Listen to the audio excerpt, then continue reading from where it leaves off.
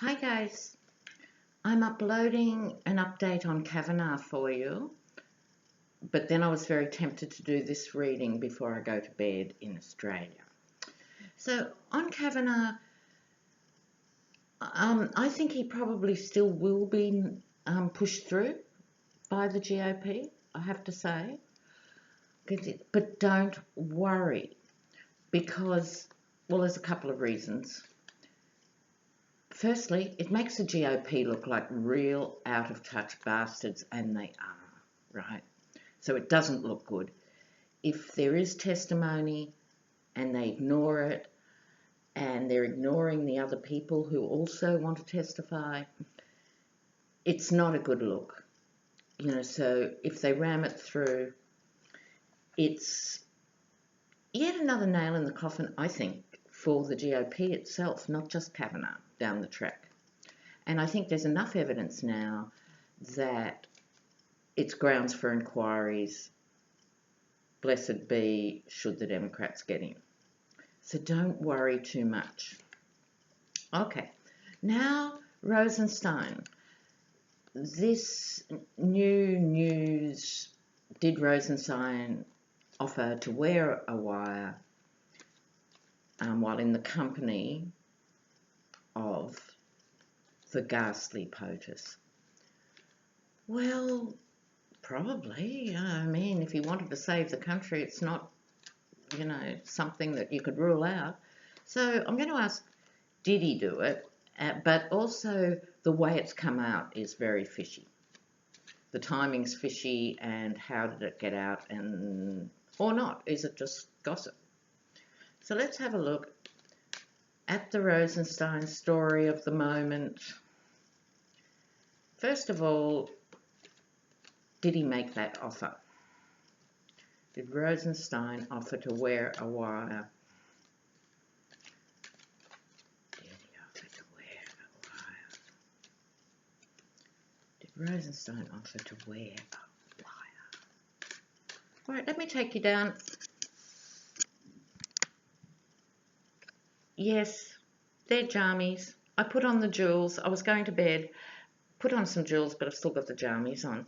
So let's have a look. Rod Rosenstein. If you haven't seen my bigger reading on him, please try and find it in the playlist because it was extraordinary. So, did he do this? Well, I don't know. Did he do it? Did he do it? Let me talk you through what I've got here. I think he might have said it to somebody in some context.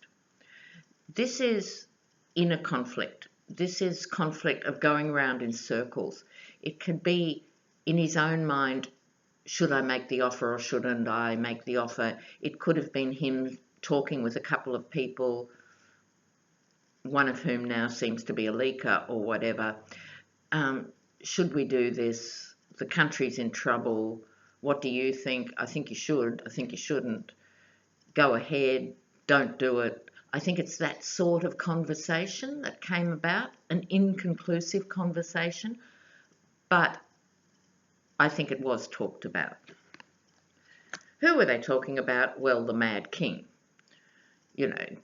This is Trump in his Nero incarnation, drowning in jewels, but a poor man in terms of his integrity, his intellect, his compassion and everything else. This is the greedy, pointless man. Insatiable wealth, but there's nothing more going on in this guy's world. So that's definitely Trump. Now we have the card of Temperance.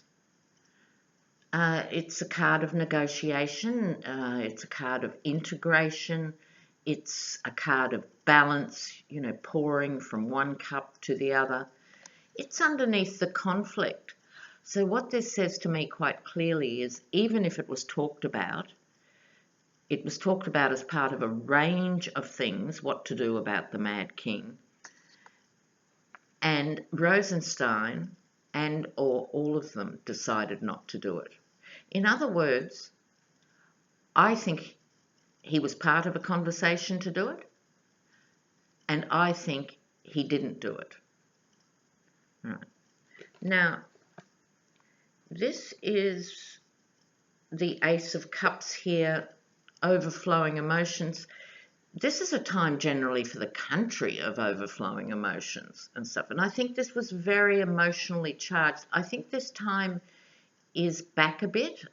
I really don't have the vibe that this was 2 weeks ago or something. I think this was months ago. I really do. And this is when anyone who's been in the company of this self-serving nutcase of a president, if they had any patriotism in their bones, and I don't doubt for a minute that Rod Rosenstein isn't a patriot, of course they'd be talking about this stuff. We've been talking about it. Why wouldn't they be talking about it? They see more of him than we do. Of course they were worried. Of course they were looking at all options, and I don't think he should be condemned for that. I don't know what the legal situation is regarding entrapment and other issues around stuff if you're presidential staff, but is he presidential staff, or is he... Remember when the judiciary used to be independent, viewers? Cast your mind back to American democracy about 18 months ago, maybe 2 years. The FBI and the judiciary were actually independent bodies and not organs of this baboon, you know, this knuckle dragger in the Oval Office. So we've all been taken on this journey, right? So I think in an emotionally charged context, yes, it was talked about, but no, he decided not to do it or was told not to do it. So I don't think it happened, but that's not where the damage is. The damage is politically, you have this guy in a hugely powerful position who was considering and probably did make the offer. All right? So that is the political fallout. Interesting timing with Kavanaugh falling into a pit and the Mueller investigation tightening around all the major players. Let's see what's going to happen. So what is the fallout of all this going to be? How bad is it for Rosenstein first, and then how does it affect Trump? So let's look at it for Rosenstein. Does this mean the end for Rosenstein? Oh! He just got the Five of Wands again, the same card. So there's people now saying, I want to fire him. You can't fire him. You can fire him. You should fire him. Ignore it. All those same conversations in reverse are now going on in Trumpland. So let's see what else is happening. Oh, sorry.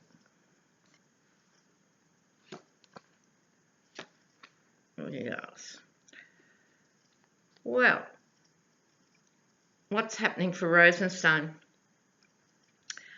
I think here, Rosenstein, I don't think is going to offer to resign. I think he's going to try and hold on.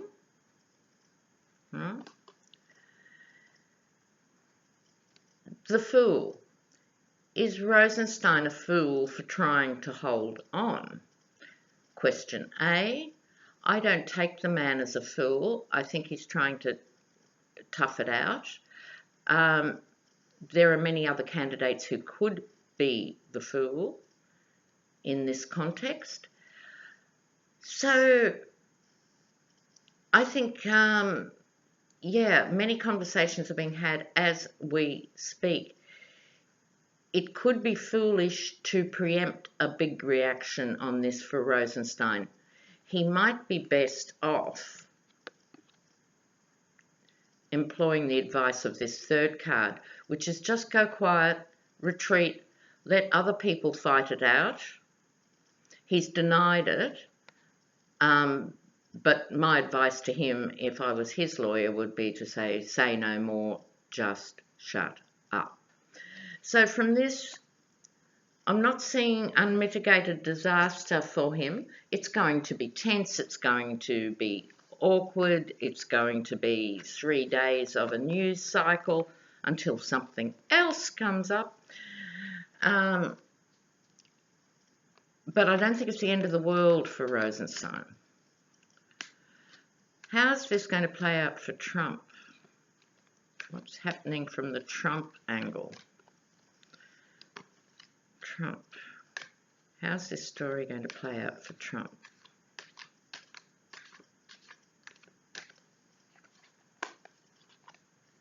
Ah, he's holding on too. Out in the cold. Judgment. Women celebrating at the end of this. Okay, look, I really think, viewers, sorry about the digression before I get to the cards, with Trump, things he used to be able to get away with, he's not able to get away with anymore. In other words, a few months ago, this would have really worked for him.